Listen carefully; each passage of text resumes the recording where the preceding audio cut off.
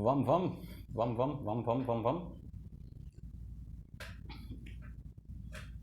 Oi de novo, eu sou o Eduardo, mais uma vez aqui me apresento. Estamos para dar continuidade ao estágio de extensão universitária referente aí à minha graduação em Ciências da Religião, buscando abordar, como já foi dito no vídeo anterior, né, alguns conceitos, alguns fundamentos doutrinários básicos para a gente tentar apresentar a religião de Umbanda, uma ótima perspectiva do que vem a ser a religião de Umbanda, para tentar desmistificar algumas coisas, para tentar tirar um pouco do imaginário comum, né, do que vem a ser a Umbanda, suas práticas, suas manifestações e o que ela quer demonstrar, apresentar como religião para o seu adepto, né, para o médium praticante, aquele que frequenta o terreiro, que coloca sua roupa, faz seus preceitos, sua ritualística, e também para aqueles que têm curiosidade, para os leigos, né, ou para aqueles que têm, e também para aqueles que têm uma visão um pouco deturpada aí sobre a religião. Então, o conteúdo é esse Fundamentos Doutrinários Umbandistas. O segundo módulo aqui, a segunda aula, o segundo tema é Deus, o que vem a ser Deus, o que é Deus, a Umbanda acredita em Deus, né?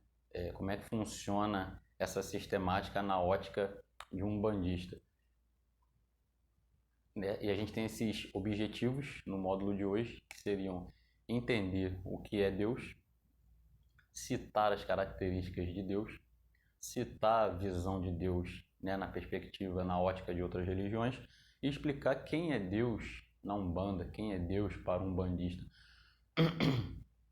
Desculpa. Lembrando que a gente tem uns conceitos que são comuns, né? A gente falou no outro módulo lá, conceitos que são comuns a todos os segmentos umbandistas, independente da vertente que eles sigam, e temos conceitos que são variados, vamos colocar dessa forma, porque a gente falou de diversidade e unidade no outro conteúdo. O umbandista acredita em Deus? Lógico que acredita em Deus. Isso é a unidade. Agora, como ele enxerga, interpreta, o nome que ele dá, aí já é outra história. Para a gente alcançar aqueles objetivos lá propostos, vamos seguir o seguinte sumário: a introdução, o desenvolvimento, né, que vamos abordar qual é a definição de Deus, quais as características de Deus, né, de um modo geral, que acabam os diferentes visões religiosas em um certo ponto, em um certo nível, acabam convergindo. Deus na ótica de alguns segmentos religiosos e a visão de Deus na religião umbandista em uma conclusão. Então, como introdução aí, citamos que a Umbanda é monoteísta, né? Ou seja, cultua apenas um Deus, diferente do que muitos comentam ou abordam. Diferente do candomblé, o candomblé mas os orixás. A Umbanda enxerga os orixás de uma forma e o candomblé enxerga os orixás de outra forma, né? Há que se separar isso aí. O que torna um ser humano e senhor de nosso destino, o que torna Deus o nosso senhor, né? Qual a relação de Deus com os orixás na Umbanda? E é isso que a gente vai abordar nesse conteúdo que se inicia. O que é Deus? Então, primeiramente, antes de começar, eu deixei separado aqui. No outro conteúdo a gente falou de bibliografia, de fontes que eu usei, ou que eu uso para estudar, ou para pesquisar, ou para montar esse conteúdo. Eu tenho algumas obras aqui, eu deixei do lado aqui, para mostrar para vocês. Um bandista lê, tá, gente? Lê e lê muito. Então eu quero começar aqui com um livro que eu citei no conteúdo passado, que é o livro do Rubens, tá? Que ele tem falei que eram mais de 300 páginas, ele tem 341 páginas, que é esse aqui, ó. Doutrina e Teologia de Umbanda Sagrada, do Rubens Saraceni. A gente tem também esse camarada aqui, ele faz uma abordagem sobre a mitologia dos orixás. É um pesquisador e ele é bastante reconhecido, que é o Reginaldo Prandi, Mitologia dos Orixás. Fininho, vocês podem ver. Não tem... aqui é mitologia, tá, gente? E não fala só sobre os orixás cultuados na Umbanda. A gente vai ver no conteúdo posterior que existem mais de 400 orixás, né?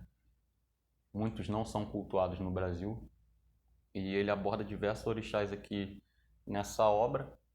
E é também uma referência. Quando a gente fala de referência sobre pesquisa e estudo da mitologia dos orixás, a gente usa o Reginaldo, né, como referência. Tem também o Pierre Verger, tem uma vasta literatura a respeito do tema. Aqui é Alexandre Comino, cito muito o livro do Alexandre Comino, História da Umbanda, cito muito ao longo do conteúdo também. Depois do Diamantino Trindade, o Alexandre é o pesquisador que mais atuou, ou atua, porque ele ainda está nativo, ainda faz suas pesquisas, seus estudos a respeito do estudo, compilação e divulgação da história da Umbanda.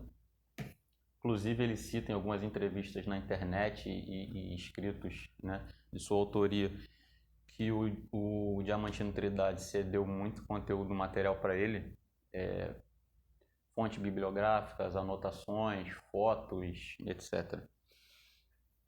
A gente tem aqui um escritor que eu particularmente sou muito fã e leio bastante, que é o...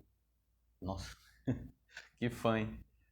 É o Tancredo da Silva Pinto, mais conhecido como Tata Tancredo, é uma referência para o movimento umbandista, né?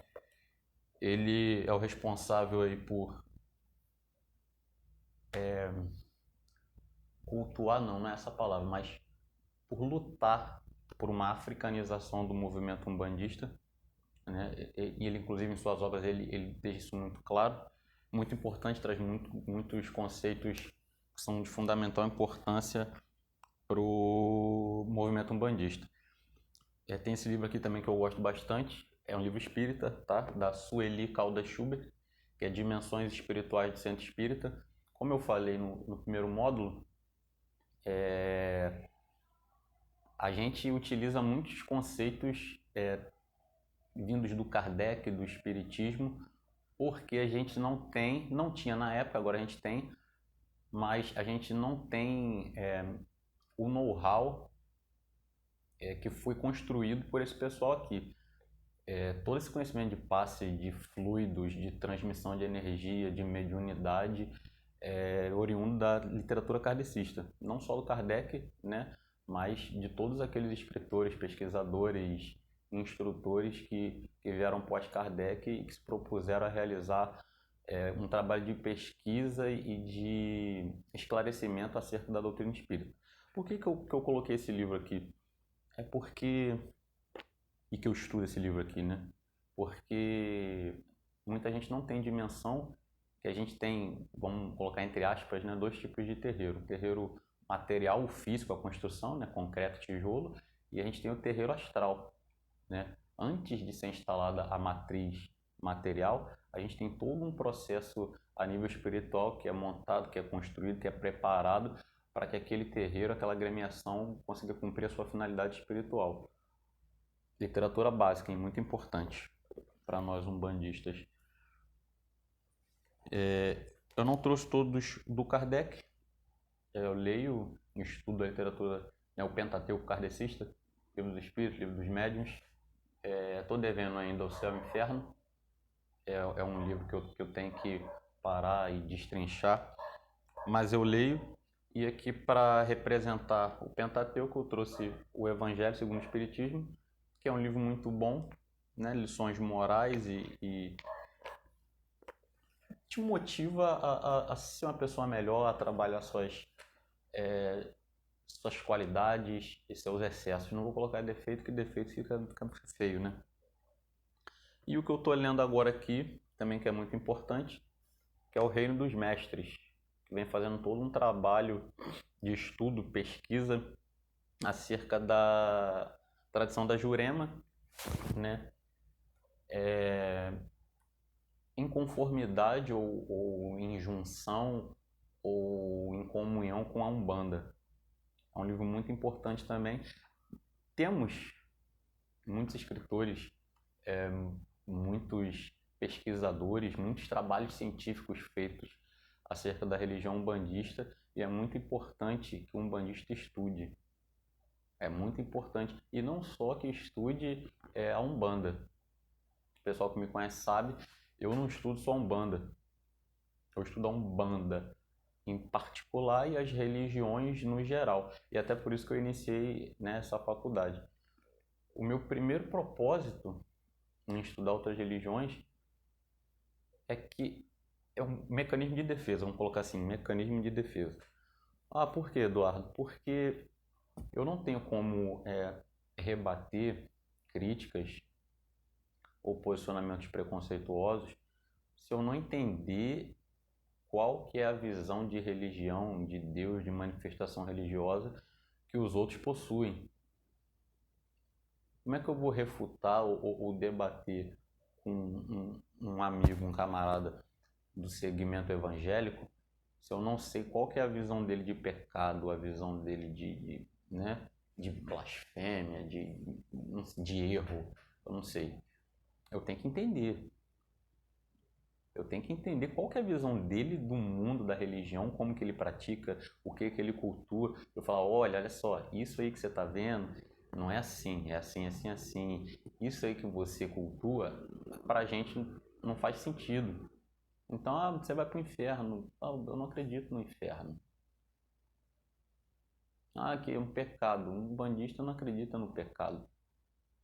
Então, para você debater, refutar e quebrar alguns posicionamentos preconceituosos, você tem que entender o que o outro acredita, o que ele professa.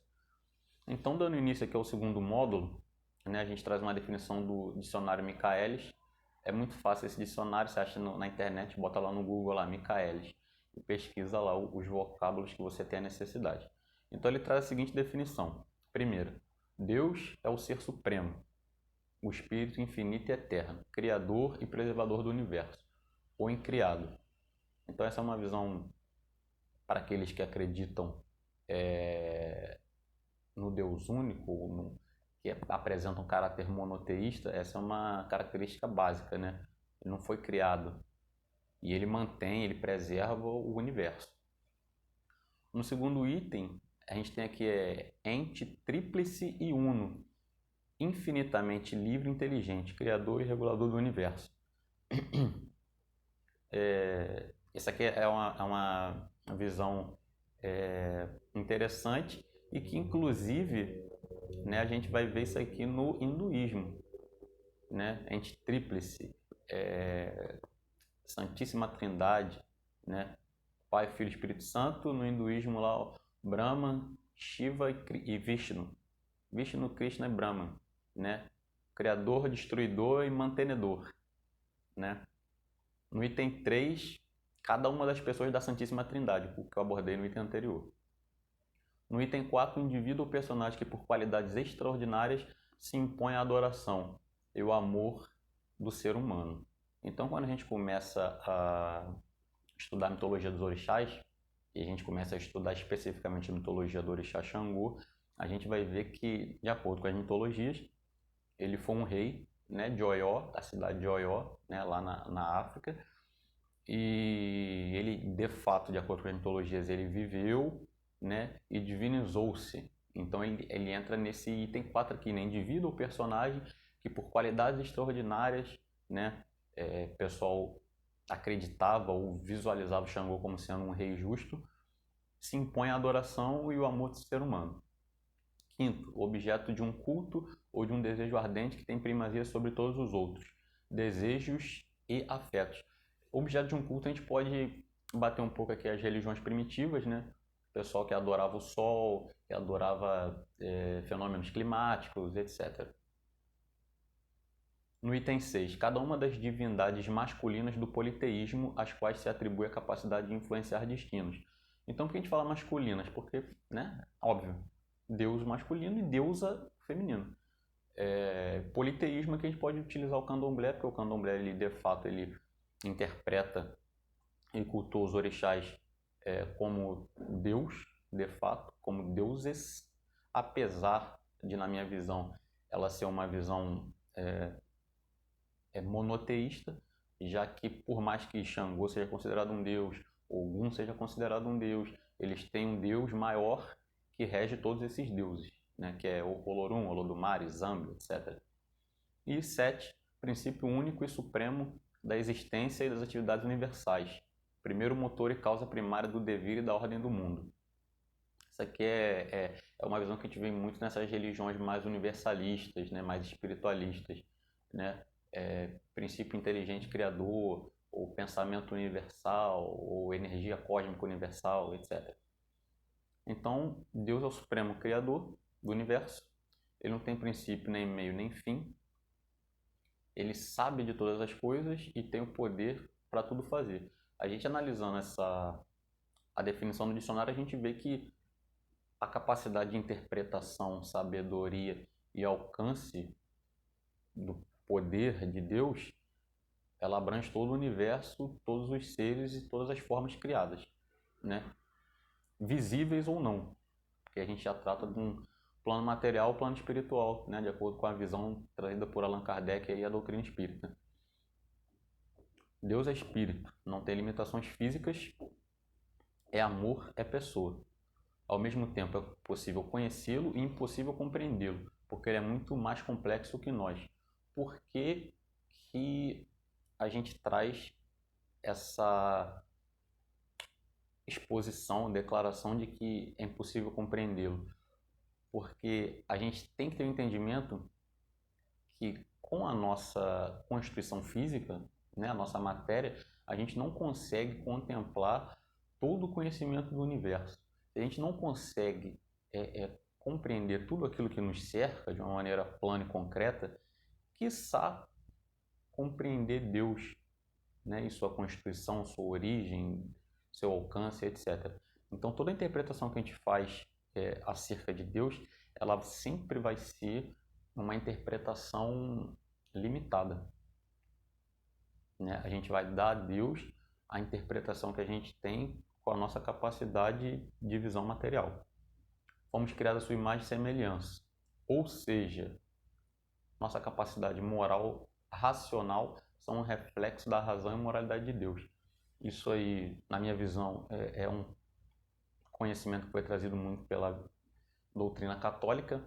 Eu não posso falar cristã porque, né, mas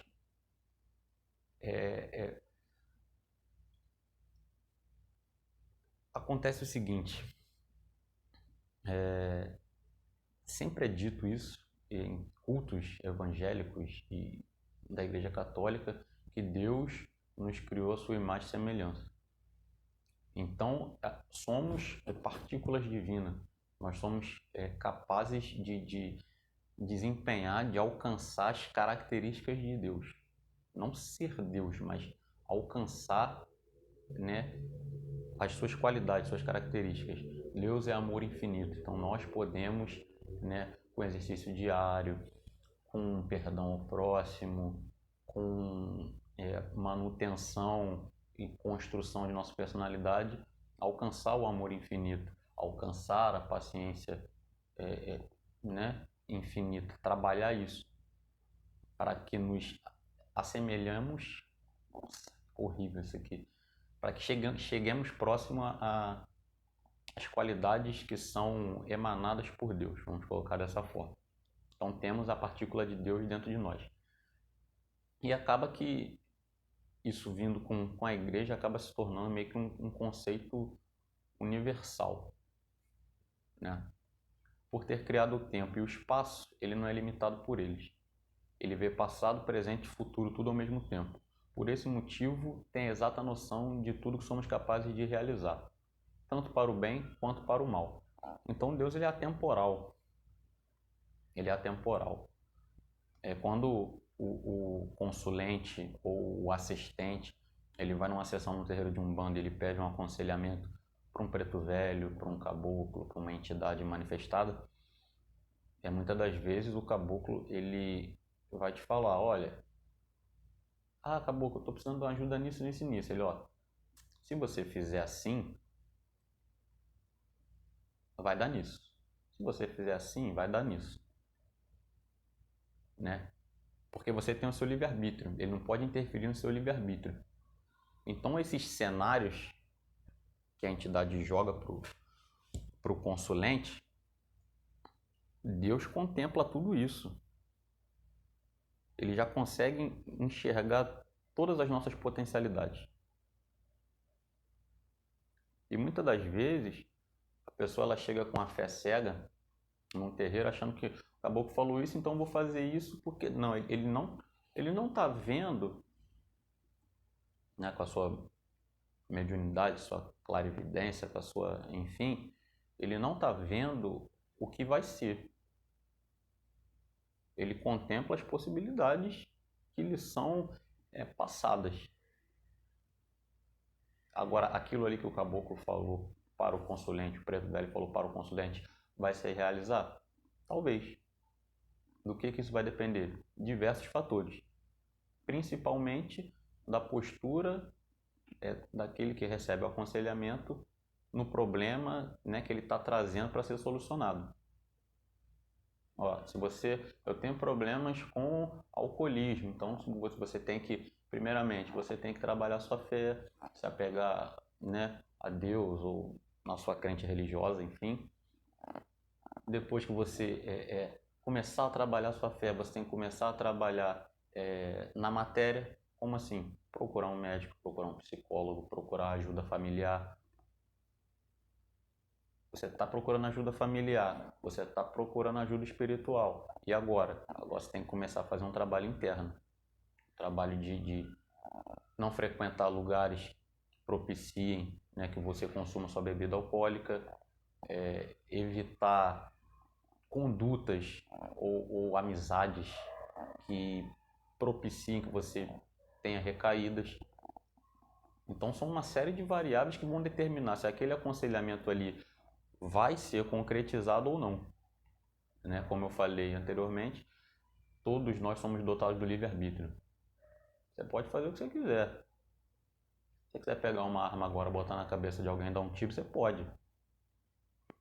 Moralmente falando. Não legalmente. Legalmente não, né? Mas moralmente, se você quiser pegar...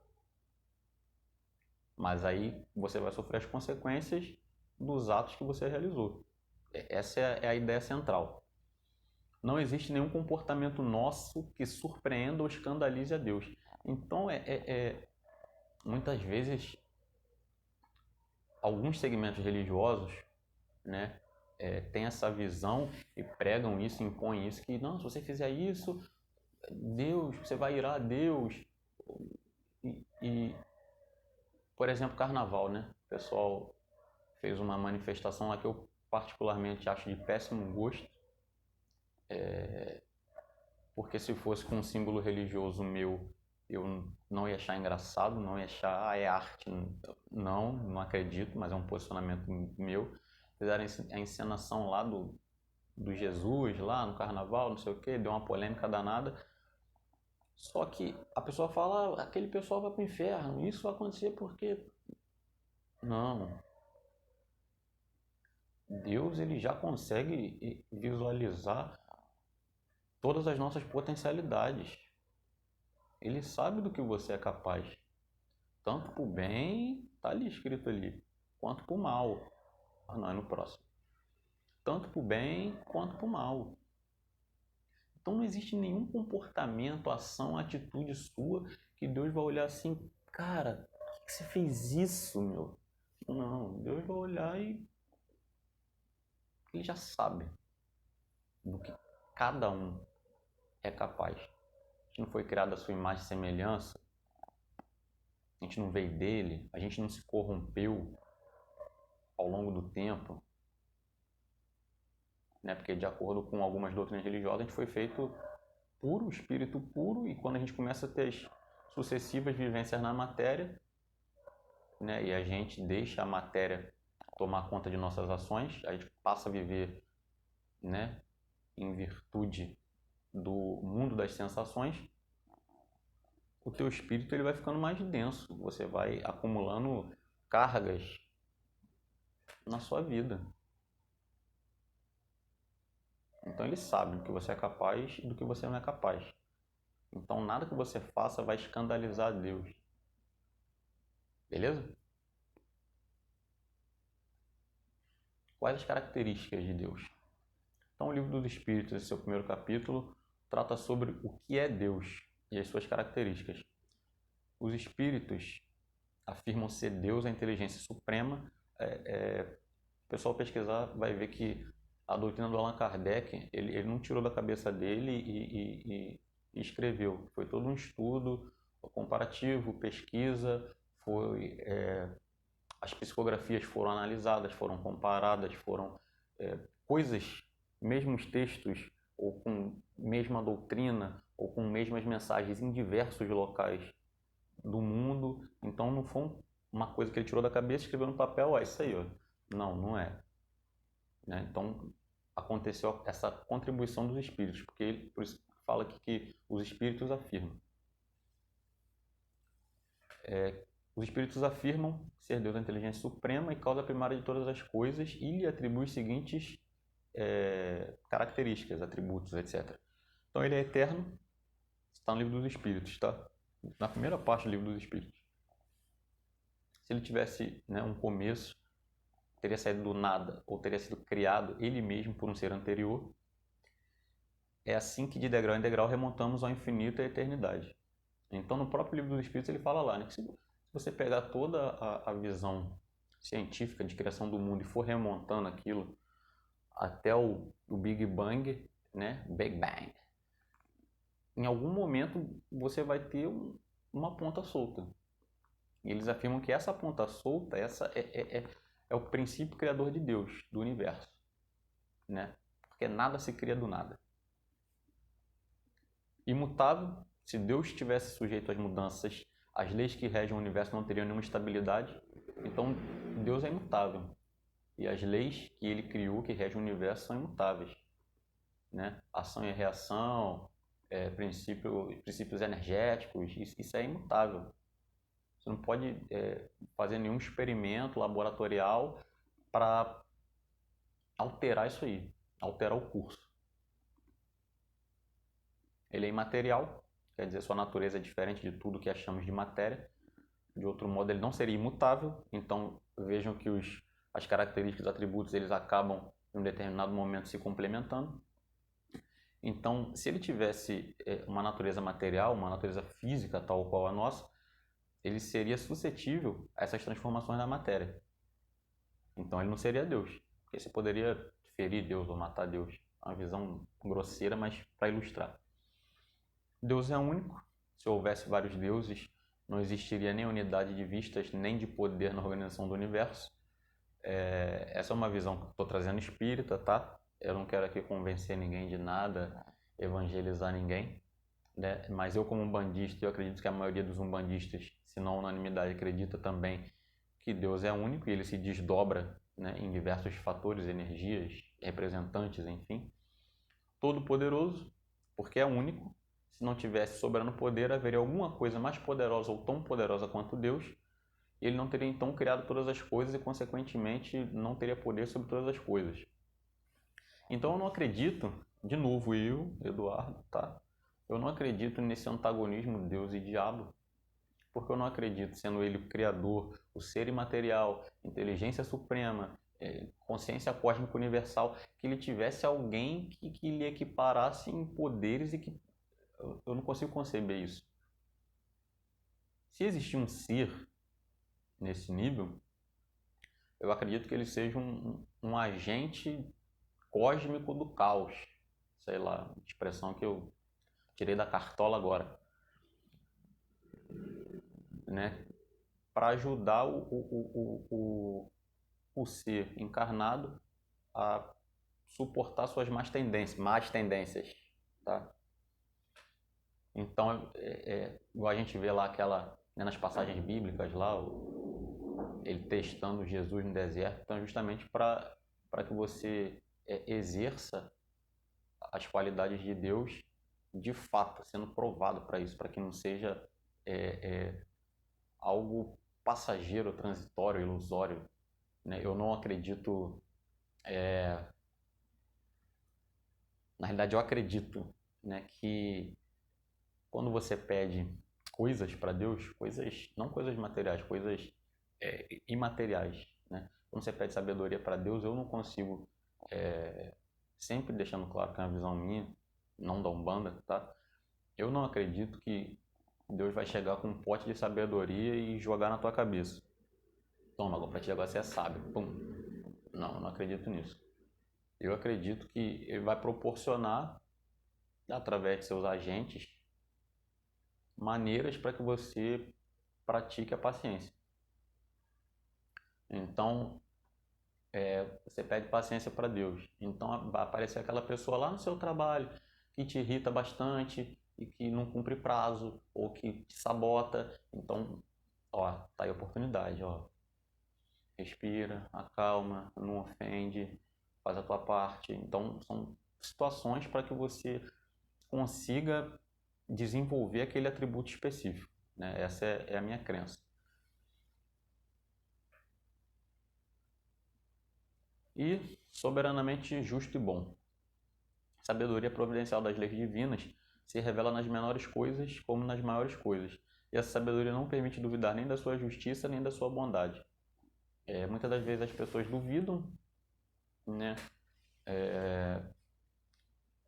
Porque acontecem coisas no nosso plano, na nossa sociedade, que de fato você questiona, e é normal, a existência de Deus, né? Você vê pai matando filho de forma bárbara, mulher matando marido, marido matando mulher, né? Cônjuges se agredindo e criança passando fome, doenças diversas. Você pensa, gente, se Deus é soberanamente justo e bom, como é que ele não pega e faz tal qual Thanos, né? Dá o estalão lá e acaba com isso tudo. Se você parar para estudar o Deus antes de Jesus, você está usando Jesus. Lembra que eu falei que eu estudo diversas religiões e que diversas religiões influenciaram na manifestação umbandista e tal? É isso aí. Interdisciplinaridade. Se você estudar ele antes, você vai entender que ele era um Deus muito mais vingativo, entre aspas. Ele cobrava os erros. Não fez o correto,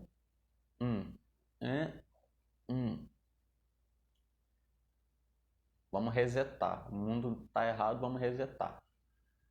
E a gente vai ver que quando, né, com o advento de Jesus Cristo, né, o compromisso de Jesus foi justamente para que no sangue dele, na cruz, todos os nossos pecados, que eu já falei que eu não acredito em pecados, eles fossem perdoados. Né? Então, se a gente parar para fazer uma análise rasa, a gente vai ver que a partir desse momento, o ser humano ele fica meio que por si, grosseiramente falando, né? Então eu não vou mais vingar-me. Está na conta de vocês. E é por isso que quando eu vejo o pessoal falando, você é homossexual, não vai para o céu. Você é não sei o que, você adulterou, não vai para o céu. Você matou, não vai... Não são líderes religiosos que definem isso. Não é líder religioso que define isso. Inclusive, eu compartilho muito de não um meme não, mas uma imagem da internet, que é um seriado que eu gosto muito, que é o o Vikings, né? Vikings, que o personagem principal lá, né? O Ragnar, ele, em um determinado momento aí, utilizando-se de uma estratégia lá, ele tentando invadir um reino e tal, e ele fala que ele vai se retirar do reino, mas uma das condições para ele se retirar do reino que eles invadiram lá, que eles estavam se propondo a invadir, ele queria ser batizado. Aí todo mundo fica assim, mas por que você quer ser batizado? E tal, aí ele, que o meu amigo cristão, que era um, né, lá o Ethelstan, o meu amigo cristão, ele morreu e eu quero me encontrar com ele no céu. E o sacerdote lá católico, ele fala, cara, mas tu não vai pro céu, tu vai pro inferno, mano. Olha o que tu fez, cara, tu mata, tu estupra, tu rouba, tu vai pro inferno, mano. E ele segura a cabeça do sacerdote e ele fala, essa escolha, essa decisão não é sua. E realmente é isso aí. E Jesus fala isso lá, né? E Jesus fala isso. Tava vendo a novela ontem ali. Eu vejo novela bíblica, tá, gente? Não me critique. E Jesus estava falando lá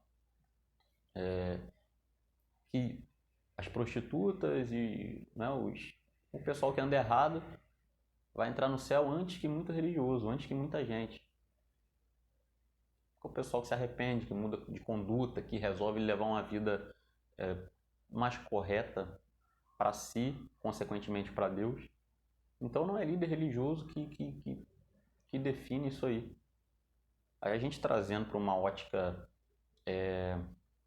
espiritualista, eu poderia falar kardecista, mas não kardecista, mas espiritualista, até porque o hinduísmo, o budismo, algumas formas de budismo também interpretam dessa forma, a gente é regido, nós somos regidos por um mundo de causa e efeito. Karma, dharma, ação, reação, né, encarnações sucessivas. Então eu acredito que determinadas coisas que acontecem, eu acredito, tá? E não quero impor esse conhecimento para ninguém, cada um acredita no que quiser. Que algumas coisas que acontecem com determinadas pessoas são fruto de ações anteriores, de encarnações anteriores, de atos anteriores, e não tem nada, a lei do universo, ela não falha. Tudo que você fizer de positivo, de negativo para alguém, em algum momento da sua existência, nós, como acreditamos, nós umbandistas, né? Como acreditamos aí nas sucessivas encarnações, em diferentes planos e mundos do universo, em algum momento você vai colher o mal que você plantou.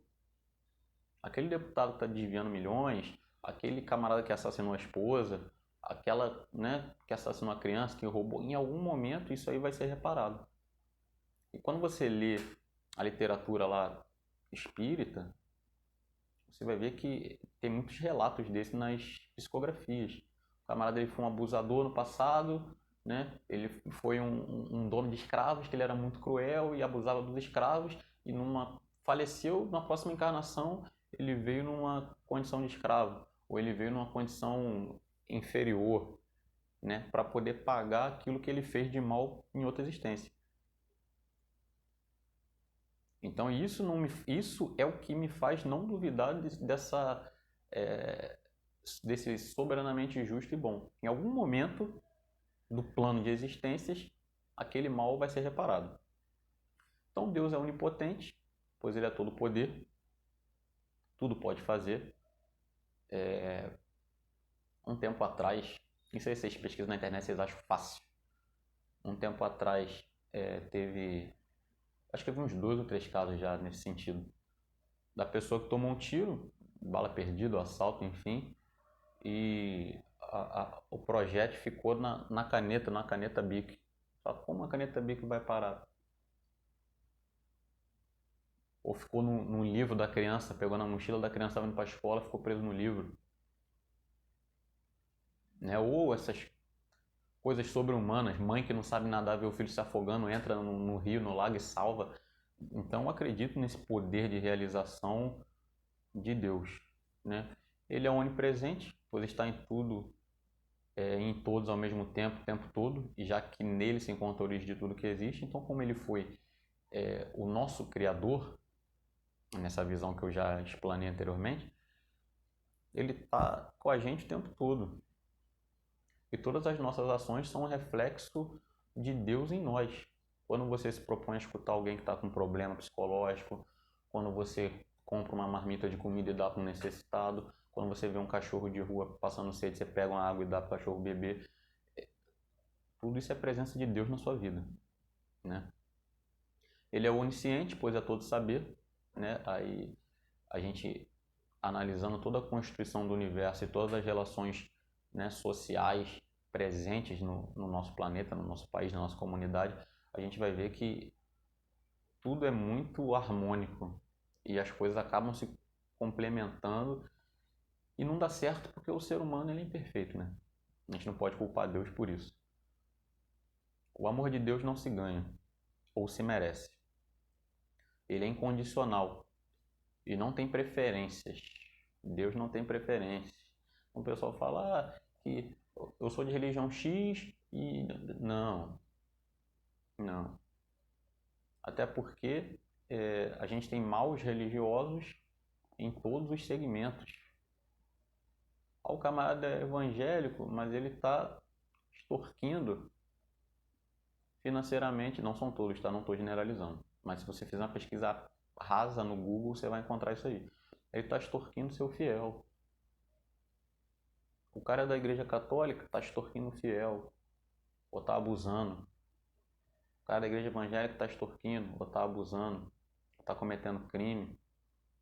O sacerdote umbandista está extorquindo, está cobrando pelo não que é para cobrar, está abusando sexualmente.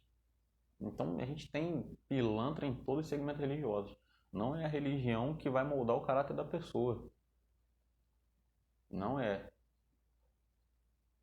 Você não pode culpar Deus por, né, comportamentos individuais. O amor de Deus não se ganha ou se merece. Ele é incondicional e não tem preferências. Ele ama o bom e o justo da mesma forma que ama o bandido e o usurpador.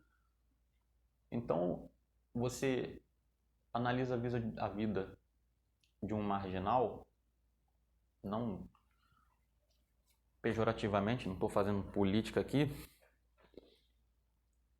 marginal porque está à margem da lei. Ele ama alguém, pô. Ele tem uma mulher ou um marido, ele tem uma mãe que ele ama, um pai, um filho, um animal de estimação. Ele pratica boas ações, ele pratica coisa errada, mas também pratica boas ações. Ninguém consegue ser bom o tempo inteiro e ninguém consegue ser mal o tempo inteiro. Tem muita comunidade, olha só, não estou passando pano para bandido, tá? O posicionamento é completamente contrário a isso aí, mas tem muita comunidade que o poder do Estado ele não chega. E eu vi isso, eu sou prova disso em algum momento da minha vida. E quem ajuda aquela comunidade com dinheiro, com remédio, com assistência social, com lazer, é o elemento que está à margem da lei. Aí muitas das vezes você fica, mas o bandido não sei o que, mas de quem é a culpa? Ele está desempenhando função que era para ser cumprida pelo Estado. Aí já entra naquilo que a gente falou do seriado lá, né? Não é o sacerdote que vai falar se aquele indivíduo ou vai para o céu, ou vai para o inferno, ou vai para o umbral, ou vai para planos astrais superiores. É o próprio camarada e as suas atitudes, pô. Então Deus ele ama todo mundo igualmente, porque ele sabe que todo mundo, por mais perverso e ruim que seja, tem dentro de si a capacidade de mudança. Tá? Amar a Deus é uma escolha. Você pode amá-lo ou não, segui-lo ou não. O que, porém, não mudará o sentimento dele com relação a você. Pode ser ateu, não acredita em Deus, ele vai continuar te amando igual e abençoando a sua vida da mesma forma, de acordo com as suas ações e omissões. Tá? Não existe nada, nada, nada, nada que você possa fazer para agradar a Deus. Agradar que eu falo é obter privilégios, tá? Eu vou dar o dízimo porque Deus vai olhar para mim com outros olhos. Eu vou botar o despacho aqui porque Deus vai olhar para mim com outros olhos. Não existe isso. Como eu falei, Ele ama todos da mesma forma, né, de igual intensidade. Porque Ele sabe das nossas potencialidades, de tudo aquilo que a gente é capaz de construir e destruir. Nada que você possa fazer, né, nada que você faça te proporciona, te garante privilégio, né? Ou aumentar o sentimento dele com relação a você. O caráter soberanamente bom e justo de Deus o impede de conceder privilégios. Então, cada um recebe aquilo que é de acordo com suas obras. Se você for um camarada bom e ajudar o próximo, ser paciente e zais, você vai ter coisa positiva na sua vida. Eduardo, mas como é que pessoas tão boas passam por coisas tão difíceis e ruins? A gente tem que analisar primeiro no plano reencarnatório. Sempre eu vou falar de plano reencarnatório porque o conteúdo aqui é de fundamentos umbandistas, tá? Então a gente tem que entender o plano reencarnatório, que vai falar que você vai pagar tintim por tintim tudo que você fez. Então, por mais que você seja muito bom nessa tua existência agora, eu como Eduardo, eu lá em 1800 e lá vai bolinha, eu fui um tirano. Então eu tenho que me depurar, eu tenho que extirpar essa negatividade que eu angariei com a minha existência anterior. Então, coisas vão acontecer, desculpa, para que eu consiga de fato deixar esse passado para trás. Né? Ou não. E segunda visão é que a gente nós como encarnacionistas, reencarnacionistas, a gente tem que entender que a gente preenche um plano encarnatório. Nós preenchemos um plano reencarnatório. Ou seja, algumas, não todas, tá? Algumas experiências da matéria você solicita no momento de você reencarnar. Eu quero nascer pobre na comunidade X. Eu quero nascer com a doença tal. E você passa por coisas que você fez no passado e coisas que você pediu para passar nessa existência para limpar o que você fez no passado. Tá entendendo? Deu para entender? Acho que deu, né? Ao construir sua trajetória de vida, o ser inteligente amplia sua percepção e compreensão da natureza das coisas, das pessoas, de si mesmo, do cosmos, da estruturação inteligente do universo e, consequentemente, seu entendimento de Deus. Ao se fazer identidade com o cosmos, com o universo, né, se faz identidade com Deus, pois os seres, as coisas, as relações, a harmonia do universo têm Deus como seu componente, já que tudo vem de Deus. Agora vamos abordar um pouquinho aqui como que outros segmentos religiosos eles interpretam e tratam, né, cultivam essa sua relação com o Deus. Vou abrir um parênteses aqui, tá? Eu falo Deus porque é convenção. Já estou acostumado, não tenho nenhum problema com o vocábulo Deus. Mas Deus não tem sexo, tá, gente? Deus é imaterial. Foi falado lá, imaterial? Deus é imaterial. O espírito não tem sexo.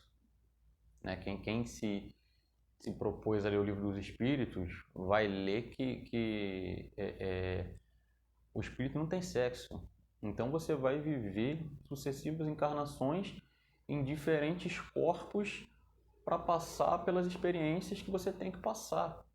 Então, por isso que às vezes eu vejo algumas manifestações aí, círculo da pombagira, empoderamento da pombagira, que não sei o que para mim não faz sentido. Tipo, eu entendo na lógica social, né, pra gente valorizar a mulher, para parar de ser vista como um objeto, para ser visto como um igual e tal, eu entendo.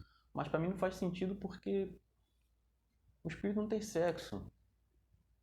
Aquele espírito está se manifestando como pombagira, mas a gente entendendo toda a parte de fluido, transmutação e roupagem fluídica, você vai ver que o espírito ele pode se, né, transmutar numa personalidade feminina e no estalar de dedo se transmuta e vira uma personalidade masculina. Então, para mim, não entendo do ponto de vista social, mas espiritual não faz sentido, para mim, tá? Então, o espiritismo, grande parte dessas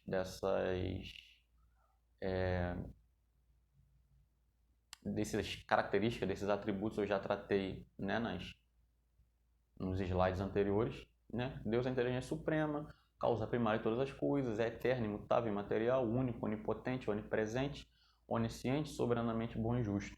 Sabedoria providencial das leis divinas se revela nas pequenas coisas como nas maiores coisas. E a sabedoria não se permite que se duvide nem da justiça nem da bondade de Deus. É aquilo que a gente já abordou anteriormente.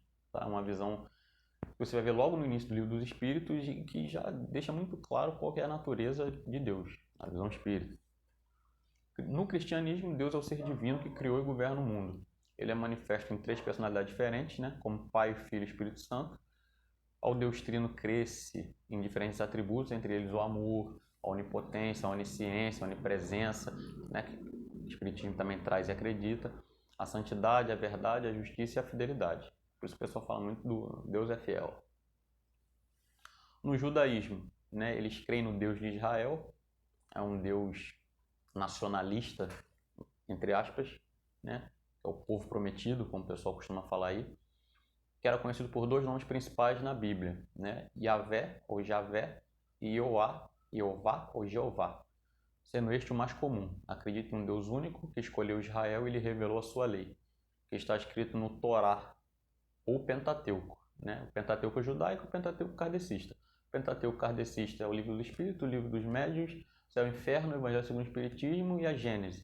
O Pentateuco judaico, né, é o conjunto dos 5 primeiros livros da Bíblia, né? Também chamado de Velho Testamento. Para o islamismo aí, né, Deus é conhecido como Alá. Para eles, ele é onipotente, onisciente, criador, mantenedor e juiz do universo.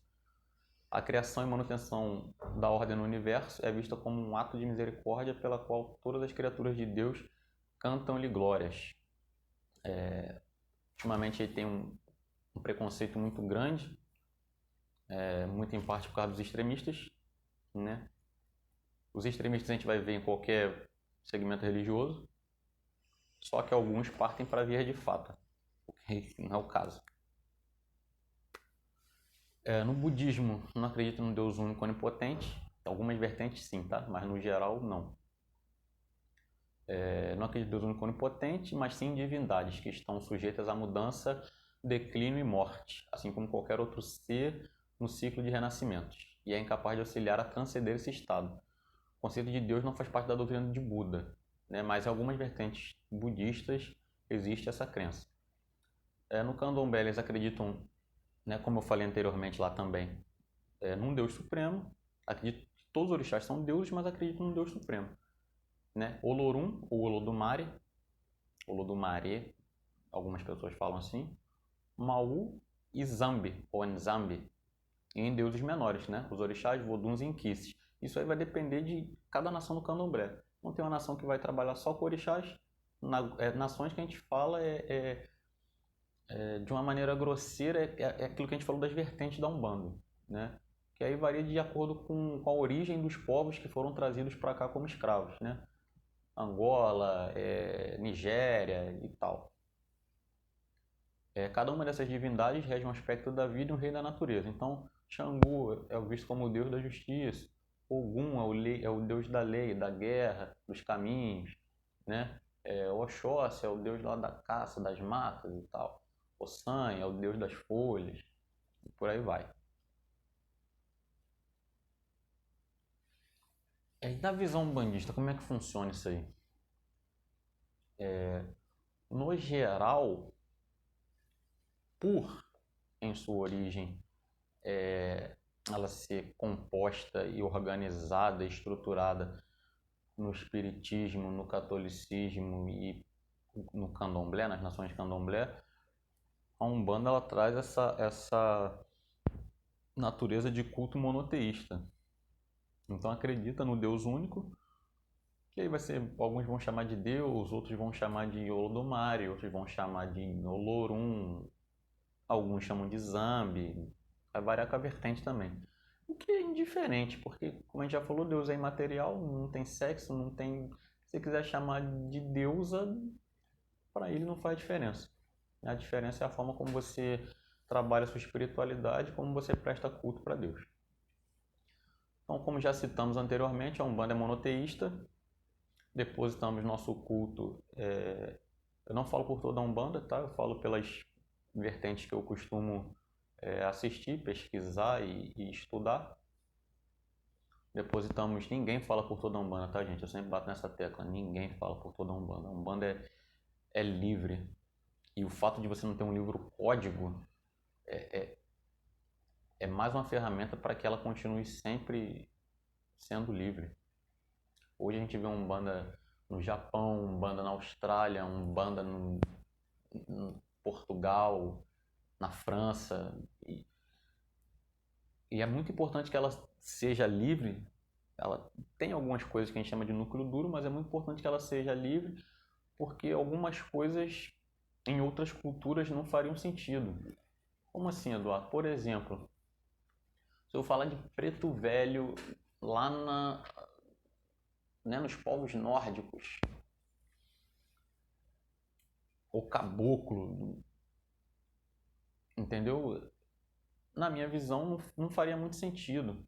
Até porque quando o Caboclo das Sete Cruzilhadas trouxe o movimento religioso, ele não falou que era manifestação do preto velho para a caridade, manifestação do índio para a caridade. Não, ele falou manifestação do espírito, qualquer espírito para a caridade.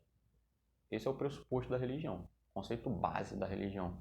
Então, se você chegar lá na Suécia, na Dinamarca, né, e falar, ó, agora tem uma linha de vikings, né, que tem de caboclo, lá tem de vikings. Para mim faz todo sentido, porque é uma adaptação social, cultural, algo que eles vão se identificar né? Para mim faz todo sentido. Então, essa abertura religiosa, essa divisão, essa construção de unidade e diversidade faz com que a Umbanda ela consiga se expandir através do globo, certo? Então, para um umbandista, Deus é o divino criador, a grande consciência cósmica que dá origem a tudo e a todos. É onisciente, onipresente, onipotente, todo poder e bondade, e está presente em tudo e em todos, inclusive nos sagrados orixás, que para a Umbanda são manifestações do divino. Então, na interpretação da maioria dos umbandistas, não de todos, mas da maioria, os orixás eles são manifestação de Deus no plano material. Então, é como se Deus fosse uma força una e dele emanassem as suas características, né? Então, Oxalá, ele irradia a fé. Oxalá é a fé de Deus, atributo fé que é inerente a Deus. Oxum irradia o amor. Oxum é o atributo amor que vem de Deus. Oxóssi irradia o conhecimento, né? A fartura é o conhecimento que vem de Deus. Então, esse é o nosso entendimento, tá? Normalmente conhecido, o que a gente vê mais comum, né? É pelos nomes de Zambi, que é o Deus Supremo Criador nos candomblés de nação Angola, que é equivalente ao Olorum no candomblé Queto. E Olorum, que é o Senhor Olorum, Senhor do Céu, né? É o Senhor Criador do Orum, plano espiritual, e do Aie, que é o plano material. O plano material é esse que nos encontramos atualmente. E chegamos na conclusão. A Umbanda crê em um Deus único. Então, se o pessoal chegar em alguma roda de amigo ou em algum templo de outra vertente religiosa e falar que a gente cultua falsos deuses, não, a gente não cultua deuses, a gente cultua um único Deus, que é chamado por diversos nomes, Olorum, Zambi, Olodumare, Deus, Deusa, se você quiser chamar. dependendo da tradição que sua casa segue, o que não interfere em como ele vai atuar na sua vida, de maneira nenhuma. Ele é soberanamente bom e justo, nos ama do jeito que somos e nos abençoa igualmente, certo? Tem que a cultura de que Deus privilegia povos e determinadas vertentes religiosas, isso aí não, não. Até porque não é segmento religioso, ritos e crenças que vai determinar se o indivíduo é um bom indivíduo ou um péssimo indivíduo. As pessoas têm suas características próprias, né, que e já vem demonstrando desde a tenridade e tem características que ela vai agregando ao longo do seu convívio social, né, do seu desenvolvimento pessoal. E você tem pessoas que não acreditam em Deus ou que não seguem nenhum segmento religioso, que fazem diversos trabalhos de caridade, que são pessoas né, muito amáveis, de bom trato, que você consegue conversar, você consegue se expressar sem ser condenado ou ter seu pensamento, né, radicalizado. E, pô, essa pessoa não é amada por Deus ou não vai para o céu só porque não professa o que está escrito no livro sagrado do outro, isso para mim aí não faz o menor sentido. Show? Beleza, espero que nesse módulo aí a gente tenha conseguido alcançar aqueles objetivos que a gente se propôs lá no início dos slides. Valeu!